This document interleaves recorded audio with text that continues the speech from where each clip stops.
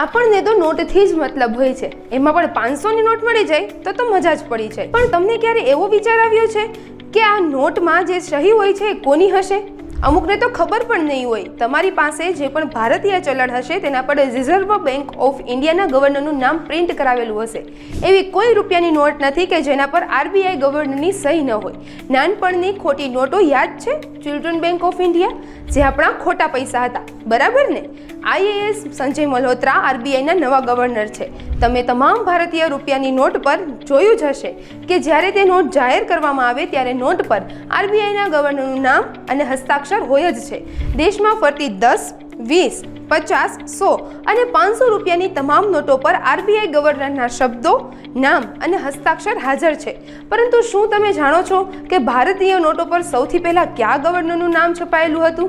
ચાલો, હું પૂર્ણા સંઘાણી આજના નોલેજ કોર્નર પર તમને એ જણાવું।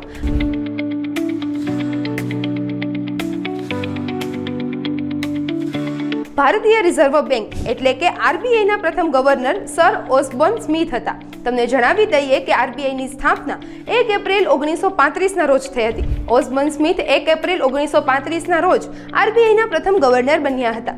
આ સમયે સ્મિથ એક પ્રોફેશનલ બેન્કર હતા અને બેંક ઓફ ન્યૂ સાઉથ વેલ્સમાં 20 વર્ષ અને કોમનવેલ્થ બેંક ઓફ ઓસ્ટ્રેલિયામાં 10 વર્ષ સેવા આપ્યા બાદ તેઓ 1926માં ઇમ્પિરિયલ બેંક ઓફ ઇન્ડિયાના મેનેજિંગ ડિરેક્ટર તરીકે ભારત આવ્યા હતા।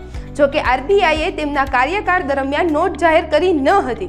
સ્વતંત્ર ભારતની પ્રથમ ₹1ની ચલણી નોટ રિઝર્વ બેંક દ્વારા વર્ષ 1949માં બહાર પાડવામાં આવી હતી। તમને જણાવી દઈએ કે વર્ષ 1947 સુધી રિઝર્વ બેંક દ્વારા જારી કરાયેલી નોટ પર બ્રિટિશ રાજા જ્યોર્જની તસવીર છપાતી હતી, પરંતુ સ્વતંત્ર ભારતની પ્રથમ ₹1ની નોટ પર રાજા જ્યોર્જના ચિત્રની જગ્યાએ સારનાથથી અશોક સ્તંભના સિંહ મૂડીના પ્રતીક સાથે નવી બેંક નોટો જાહેર કરવામાં આવી હતી।